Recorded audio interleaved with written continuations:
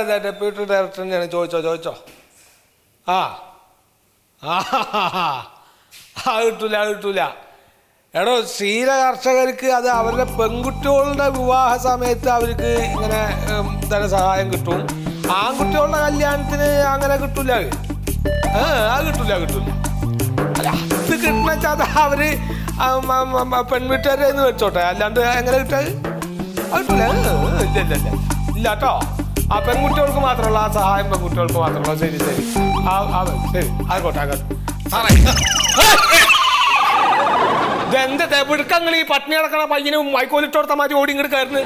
ഓഫീസല്ലേ? ഞാനേ ഒരു ക്ഷീര കർഷകനാണേ, ഒരുപാട് ദൂരത്തുനിന്ന് വരികയാണ്. എന്നാ അങ്ങോട്ട് ദൂരത്തേക്ക് പോയേക്ക്.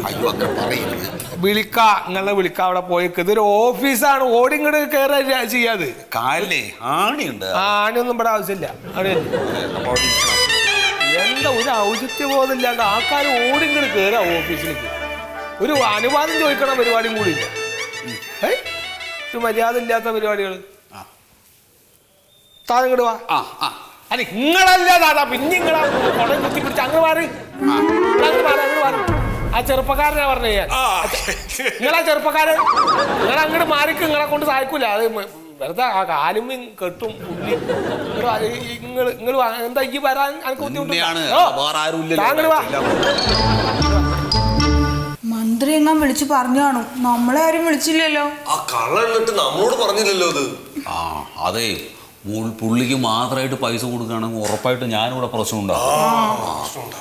ഈ ബോർഡ് എടുക്കുക.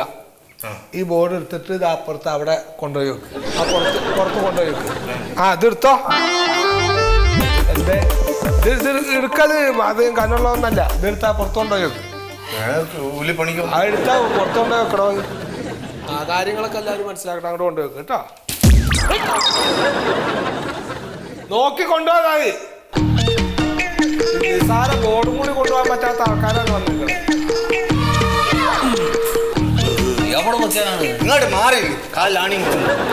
ബോർഡൊക്കെ കണ്ടിട്ടേ കാര്യങ്ങളൊക്കെ മനസ്സിലാക്കിയിട്ട് ഇങ്ങോട്ട് വന്നാ മതി. ഇതെന്താന്ന് വായിച്ച് മനസ്സിലാക്കിയിട്ട്. വായിക്കൊന്നുമില്ലല്ലോ.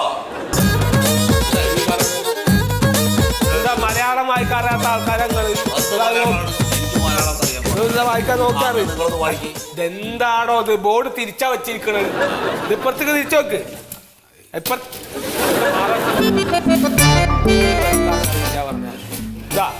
അതൊക്കെ വായിച്ച് മനസ്സിലാക്കും. ബോർഡിംഗ് മീറ്റിംഗ് കഴിഞ്ഞതിന് ശേഷമേ എല്ലാവിധ പെൻഷനും ധനസഹായവും വിതരണം ചെയ്യുകയുള്ളൂ. Deputy director Koya.